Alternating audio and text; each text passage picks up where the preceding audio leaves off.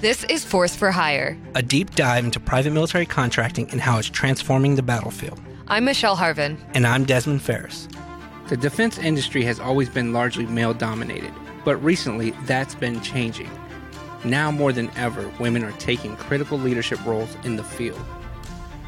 4 of the biggest defense contractors have women CEOs, while the Defense Department's top weapons buyer is also a woman. And for Neryl Joyce, the industry was actually far more open to her than the military. Neryl was a former Australian military policewoman, and after a few years, her boss recommended her for officer training. At the time, I was also a parent to a 1-year-old boy and trying to manage the training and being a mum. The training was long hours. It was physically intense, but it was also mentally draining. The homework, the tactics lessons, the essays, the field trips. It was a lot. Trying to balance that with being a mum, it was really difficult. I was just lucky that his dad took on the majority of those tasks for me. But at the end of the training, it was obviously too much for my partner because he ended up splitting up with me the day before I was to march into my brand new unit as a lieutenant. So when you're rocking up trying to be a leader of men, I was also heartbroken at the same time, trying not to burst into tears. But Neryl got through it and, in fact, went on to the Australian Army's elite close personal protection unit. It was around that time that the Iraq War started, and a lot of my troops were being deployed to Iraq as part of an infantry company so that they could protect the Australian ambassador and his staff. However, because I was a female and an officer, it wasn't looking as though I would get deployed anytime soon. So it was pretty hard to take watching my troops deploy to Iraq and even being part of the training team, training them for ops overseas, and then I couldn't go myself. So it was after the first lot of troops returned back and they told me about the burgeoning private security contractor scene that was exploding over there in Iraq that I began to seriously looking at transferring to a private army so that I could do the job. And that's really what it came down to. I just wanted to have that real life experience doing a job that I've been training all my life to do. And it's actually quite ironic that I had to do it in the private sector rather than the military in order to be able to do it. But in order to do that, I had to resign from the Army, resign my commission and leave the Army before I could go to Iraq and become a private security contractor. So basically I finished the Army one day and the next day I was on the plane to Baghdad. And the reason I was picked to go on this contract is because we were looking after the Iraqi electoral commissioners and 4 of them were females. So they needed a female on the team to be able to handle or look after those female clients. And that's why I think it was quite ironic that this job I've always wanted to do, I had to actually leave the Army to be able to do it. And that's why I'll never forsake the experience I had over there, because they realised that men can do a lot of things, but if you've got a female client, you need a female security operative to take care of them. There was many things that the males couldn't do. My female clients were Muslim, so they couldn't be touched by men from outside their family. So at one point, one of the men on my team went to shake this lady's hand and she's like, no, don't touch me. So that's when I had to take over, especially when putting her into her armour, her body vest and that. She didn't want to be touched or, looked after by them. So in that respect, it was kind of critical to have females on the team, and it was great to be valued I didn't have any real fear of going over there and doing the job. I'd already, I'd said to my mum, look, if I get blown up and lose my legs, hey, I can just get some prosthetics. And look, I saw a running magazine with a female runner with true prosthetic legs, and she looked awesome. I said, I can do that too. I said, if I'm ever taken hostage, this is what my real thoughts are. Just know that I did this because I really wanted to. Your son was about 5 when you left? Yes, yeah, he was 5. At the time, my relationship with his father was a bit kind of up and down. You kind of have your peaks and troughs. You're getting on and then you're not getting on. And so when I told him I was going to Iraq, and I asked him if he would look after my son, and he was more than happy, and I knew my son would be safe and I knew he'd be loved. And I thought it was also a good opportunity for him to bond with his dad, because we were living in different states at the time, so he didn't get to see him that often. And yeah, I thought it would be good for him. But before I left, I wrote a letter for him, and I had a disc that had photos. It had all sorts of information from our life together, and I left that with his dad so that if anything happened to me, he would know about me. He'd know why I left, what I'd left for him if I did pass away, his inheritance and that, and then a whole bunch of photos of us together. So, fortunately, I never had to give it to him. So I worked for 2 different companies. The first one, Edinburgh Risk and Security Management, and then the second company I worked for was Blackwater. I initially thought that I was going to work with ex-special forces guys, people that were trained in close protection. But when I arrived, it wasn't that at all. I found there were some had just been in the army as a soldier or a medic. Some hadn't even had any military training at all. And that was quite shocking to me, because there's no way I would have even been looked at. They were just people with some military skills, but not necessarily any idea on how to run a high security escort, or PSD as they call it over there. This was about halfway through. This was just before I left that company. I'd seen some issues with the leadership, and it had me worried. They kind of became blasé to the actual risk there. It's like you travel that Baghdad airport road so many times that at some point you start to think you're invincible. You don't take proper risk assessments, and that was happening on a few occasions. And just before that particular mission, I'd essentially left the team, and there was a few issues between me and the team leader. But before the team left, I actually spilled burning hot coffee down the front of me. So I had to drive myself to the hospital to get treatment. So I didn't leave with them that day. And when they left, we have SOPs for what we do if there's a roadblock, if the US soldiers have stopped all vehicles because they're looking out for a suspected IED or something like that. And our SOPs are to turn around and come back. Like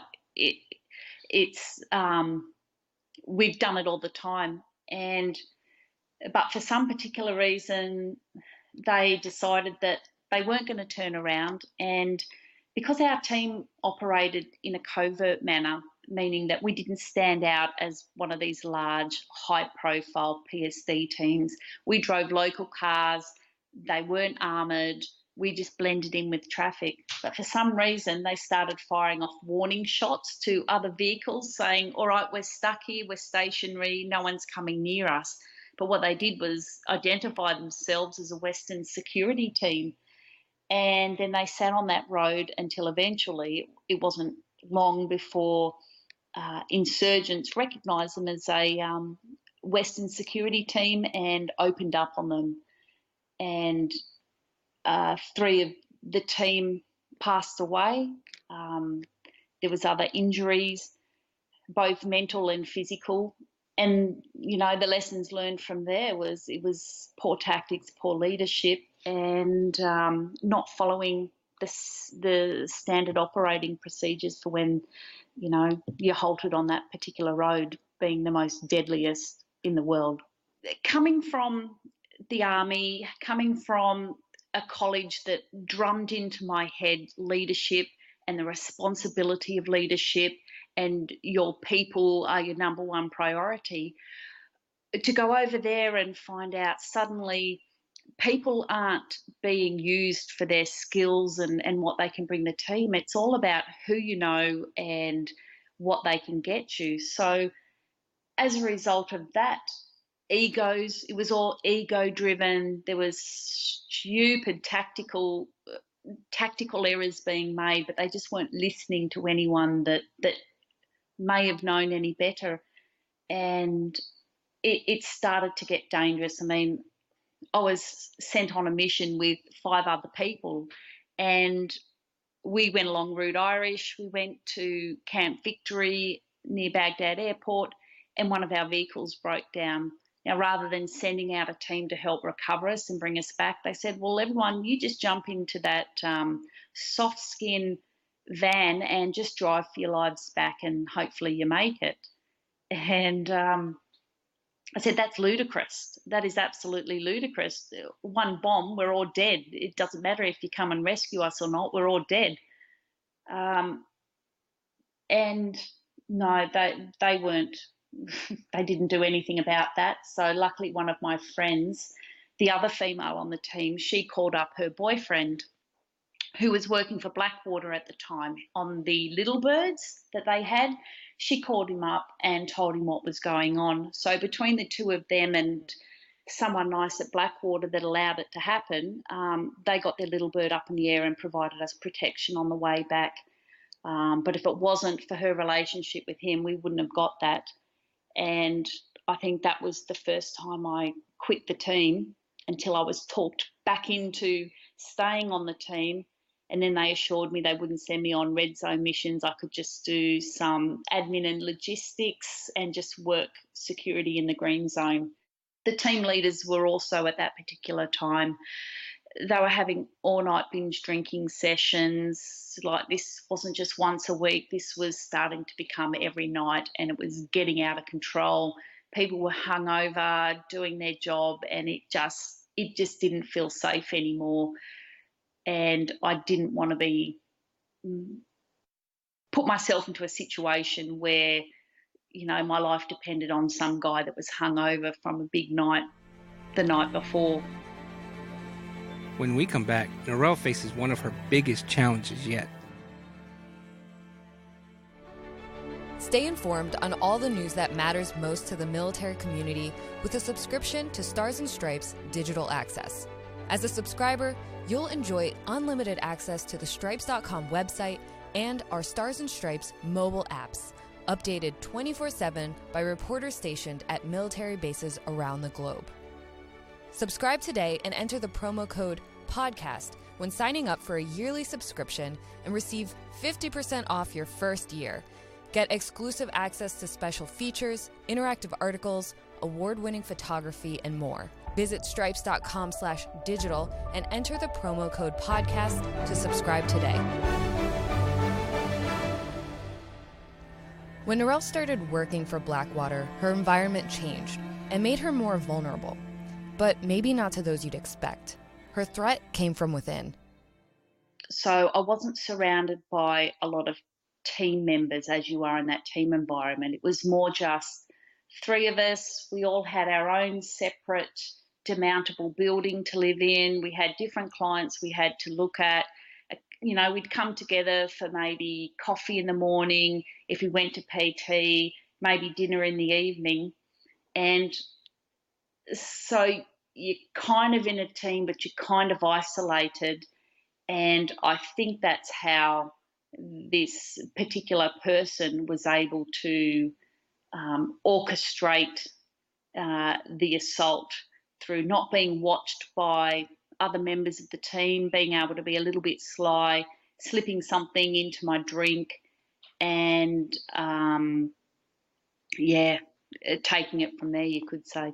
Once I came to and realised what was going on, I grabbed my phone and I ran into the bathroom. We kind of had a little ensuite attached to our room, and started trying to call someone, anyone, and the phone system there was not at all regular. So I don't know how long it took me. It felt like hours, but eventually I was able to get one of my teammates that was in the red zone at the time and talk to him, and God knows what I told him, but I just spoke for so long. And eventually he said, look, so you know, we've got the country managers, they're on their way, they're going to be there any moment now. So he was talking to someone who was in contact with the country managers. So when they arrived, they knocked on the door, I saw it was them, and I was able to come out. They gave me my clothes, I was able to come out, and basically I told them straight away what had happened, and they were very quick on the ball. They organised for one of my friend who I worked with on the previous contract.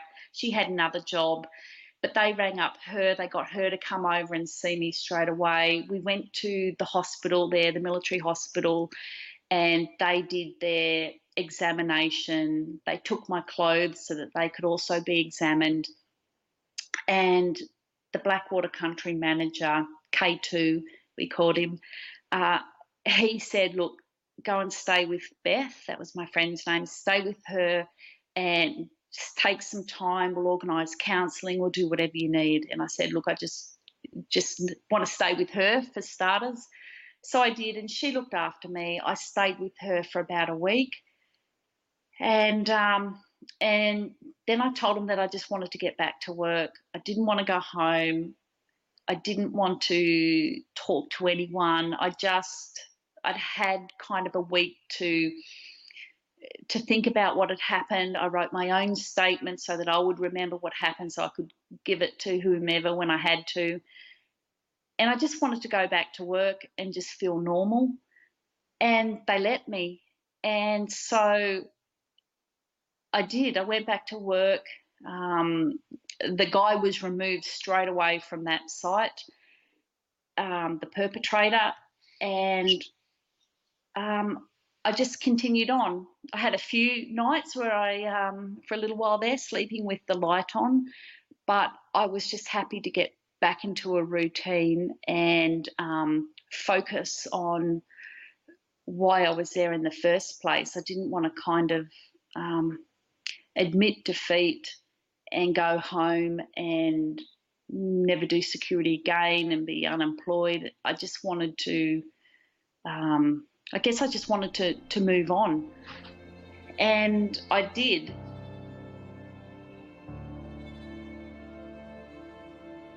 It was, I don't know, a couple of months.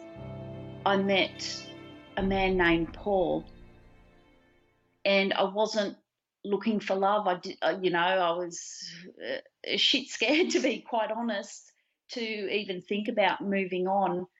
But there was this part of me that was saying, if you let this sexual assault rule you, then, you're kind of done for. That they say get back on the horse as soon as you fall off. And it was like, I didn't want to be afraid of being, intimate with a person or being able to have a conversation. And believe me, I was pretty reserved, but he was pretty persistent. And I think that also helped heal me as well, because I was very upfront about, what had happened and where I was at. And his persistence in just being a friend initially is really what helped me progress. So he was also a security contractor at the time. It was the night before I was supposed to leave Iraq for my break, and he just returned to Iraq working with a different company. And so it was kind of like we just saw each other for one night, and there was a bit of a spark. And then I left for my break. He continued to stay in Iraq and work, and we just kept communicating with each other over emails and that. And I thought, well, if he's communicating, he must be interested. He seems like a nice bloke. And then when I returned to Iraq, he was there, and I guess, I'd had a couple of months off. I'd been with my son again and living the life of a stay-at-home mum, and then returning back to Iraq and meeting up with Paul again and finding some common ground between my child. He had 2 children at the time, and talking about our military and his policing lives and what we were doing there in Iraq, I guess, drew us even closer together. And I guess also being in an environment where it's inherently dangerous, I think that also speeds up relationships as well. So, 20 days is like 2 years, 40 days is like 4 years. And then he is your now husband, is that right? Yeah. He convinced me to move to Perth, which I did. So my son and I moved over here. And he continued to work in Iraq for a couple of years afterwards, and I moved over here to Perth, settled my son into school, got to see what it was like being a stay-at-home mum, being looked after by a husband, and I found I got bored of that pretty quickly. So I rejoined the army as a part-time soldier and did a bit of part-time army, a bit of being a mum, and tried a few other careers along the way. So when I got into contracting, I thought, well, this gives me the opportunity to go away, do 2 or 3 months full-on security contracting, doing all the fun, war-y security, high adrenaline type stuff, and then I can come home and just be a stay-at-home mum. I can, bake those cupcakes for parties. I can, wear girly clothes. I can take him to soccer training, and I love the idea of doing that. So that's the one thing that security contracting gave me, that ability to balance both, and I thoroughly enjoyed it.